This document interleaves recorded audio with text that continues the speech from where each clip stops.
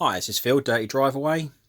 Welcome back to probably going to be the final part of this playlist of videos that I've created on the strip rebuild of the washer, gearbox, pump, etc. What I just wanted to show you was obviously putting the gearbox and the pump assembly back to the engine. It's basically the same as the reverse as the removal procedure. But basically what I've got in front of me, as you can see, I've got two rather large engines sat on the bench. You can tell the one on the left, which is my old dirty one, is the one that I had the issue with back at the beginning of when it was about March, April. And the one on the right is the brand new one that I purchased under the anticipation of the old one going pop. So obviously my washer runs an 18 horsepower V-twin Briggs and Stratton engine. Very good engines, very powerful. I think it's about 570 cc, so it's quite large V-twin engine. But yeah, so basically, if you'd seen my other videos, you would probably get the gist of what happened. Beginning of the season, the old engine started spraying oil, quite a lot of sort of misted oil. And obviously, if you're in this kind of game, you know that if jet washers, they're not particularly easy to strip apart and get apart overly quickly. So with the anticipation of it going pop from lack of oil or something like that, I bit the bullet and bought a brand new engine. But it never did go bang, so it sat as a spare in my shed for about the past 8 months. Obviously getting ready for this strip down that I had planned for the end of the season. Anyway, the engine on the right was supplied by a company called Anderson Engines. A lovely guy over in Hampshire. Really looked after me on this one. Yeah, done me good on this. A lot cheaper than what the original supplier of the washer wanted for this engine. I think it came in at around about, I think it was a 1,600 just for the engine. So these washers are really expensive. I mean, these washers are over £3,000 plus the VAT new. So what I wanted to do basically was, you can see these engines side by side. If you've got one of these and you in the future you needed to change engines or whatever, you can see this company can supply you like for like engines. But the one on the right's probably got some subtle differences. It is a more modern engine.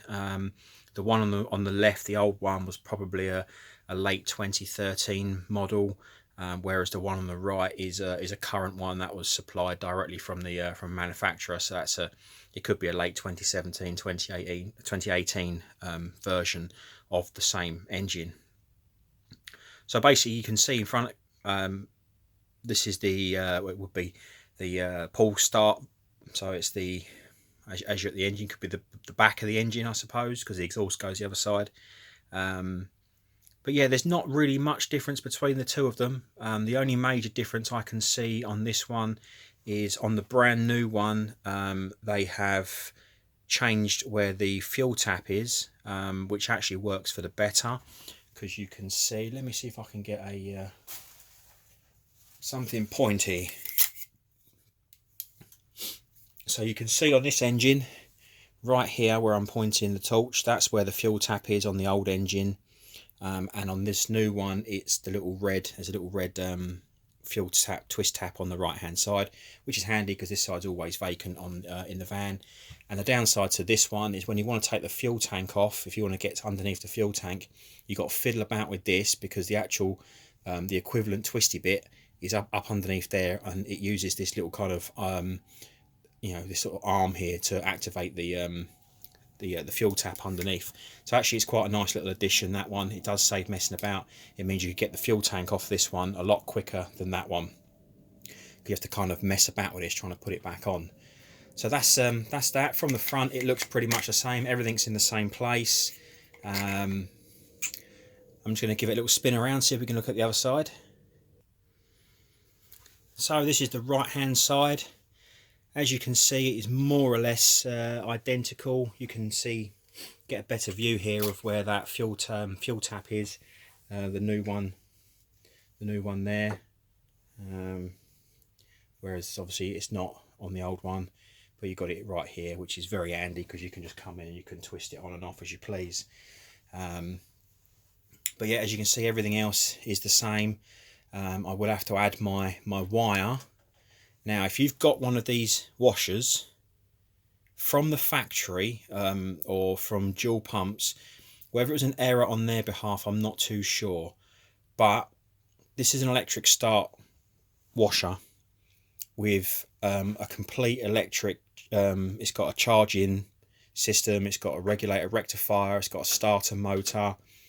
From the factory, it wasn't charging the battery. So I went through, I killed off one of the original batteries and had to replace it. It cost about 140 quid because they're special batteries. And basically this wire here, this red one here, which comes in the little baggie that's supplied, was not attached. So you can see on this one where I've connected that little red wire, and on this side, yeah, you can see where it plugs into that connector there. On this side, it's not connected. So it will connect from here and go into here.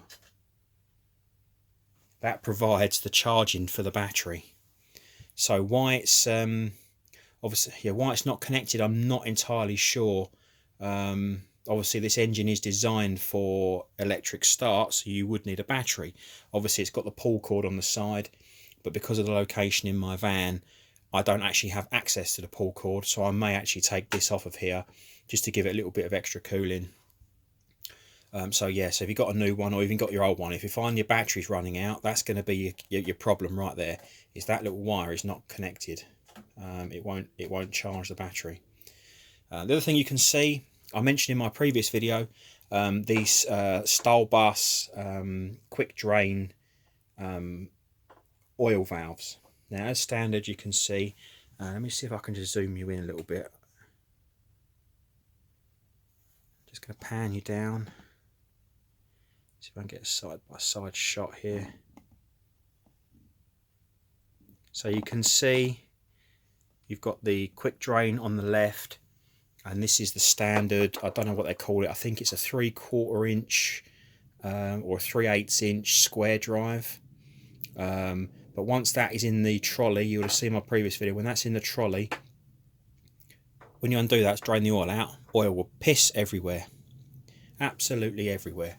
So yeah, these are well worth it. Those style bus things are about 35 quid. They're not cheap, but they are bloody good.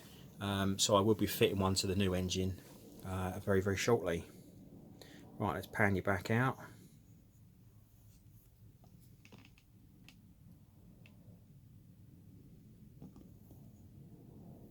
Right, let's twist around again. So this will be the, we're going to call this the front side, business end. So you will have your output drive shaft here, which obviously connects to your gearbox. So you can see they're identical. The only thing you may have to do if you switch the engines over, I would assume that they will run full power. But for some applications that you would use these, perhaps a lawnmower or something like that, you can actually mess about. There's like governing springs under here, so even when you've got it on full throttle, you've got like a speed limiter, so it will actually limit the maximum RPM range. So I would assume this will run full power, but you would need a tachometer to verify that it is running at the 3600 RPM that you need. So you can see obviously the old engine's covered in oil and crap. It was leaking from somewhere.